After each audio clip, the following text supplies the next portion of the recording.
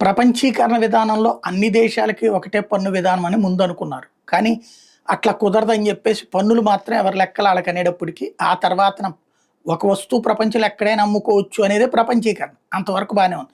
కానీ ఈ ప్రపంచీకరణలో కొత్త కాన్సెప్ట్ అలా ఏమైపోయిందంటే, మా దేశం బాగుపడాలి, ఎదురోడు నాశనం అయిపోవాలని కోరుకునేటటువంటి రూట్‌లో నుంచి వచ్చినటువంటి టారిఫ్‌ల వాట.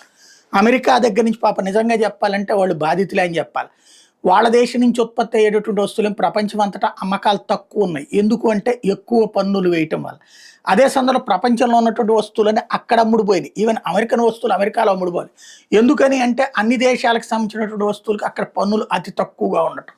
మన మందుల దగ్గర నుంచి అన్నీ కూడా. ఓ రకంగా అదొక బాధితురాలు. ఆ విషయాన్ని గమనించినే ట్రంప్ దాని మీదన సీరియస్ ఎఫర్ట్ పెట్టింది. అంతకుముందు ట్రంప్ ఉన్నప్పుడే 10% సుంకాలు తీసుకెళ్ళాడు. అప్పుడు 10% లాభాలు వచ్చినాయి. దాన్ని ఇప్పుడు పెంచడం అనేటటువంటి కాన్సెప్ట్. అట్లాగే అమెరికా మీద పన్నులు తుంచడం అన్నటువంటి కాన్సెప్ట్